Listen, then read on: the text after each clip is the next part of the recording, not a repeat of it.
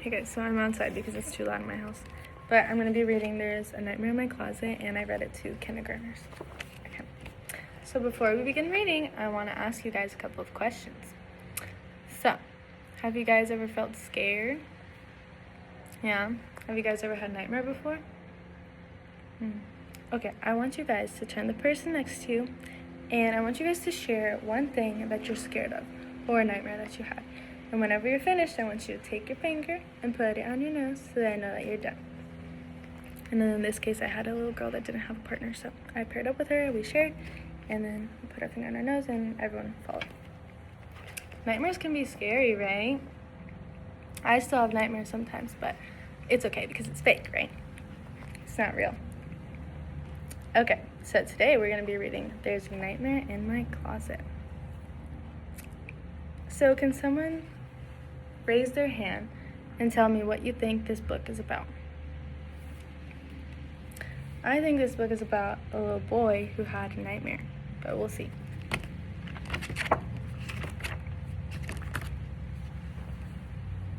There used to be a nightmare in my closet. Before going to sleep, I always close the closet door.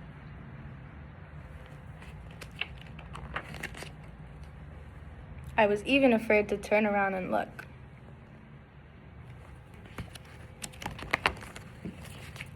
When I was safe in bed, I'd peek. Sometimes. So can someone tell me what you do when you're scared?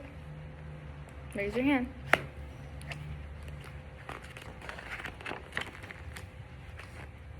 One night, I decided to get rid of my nightmare once and for all. I wonder what he's gonna do to get rid of it.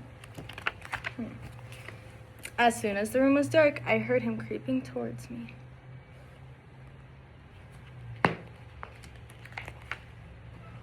Quickly, I turned on the light and caught him sitting at the foot of my bed. Do you guys know what the foot of my bed means? No? So it's where your feet go when you're laying down. So he was sitting at the end of the bed, where the boy's feet are. Go away, nightmare, or I'll shoot you, I said. Uh-oh, what do you think the nightmare's feeling? He looks sad and scared, right? Let's see. I shot him anyway. My nightmare began to cry. Oh, the nightmare's sad.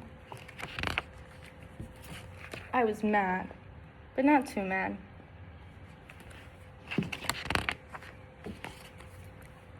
Nightmare, be quiet or you'll wake Mommy and Daddy, I said.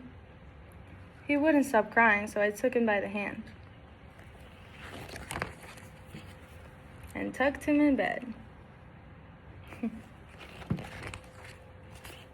and closed the closet door.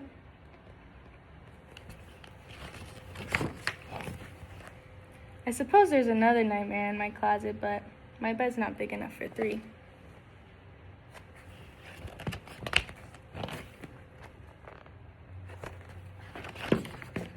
The end.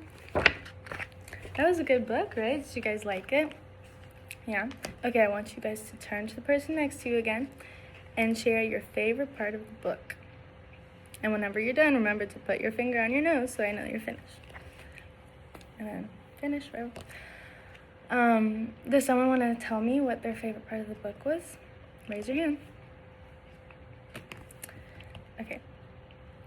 Now, I'm going to ask you a couple of questions about the book. So, can someone tell me by raising your hand who this book was about?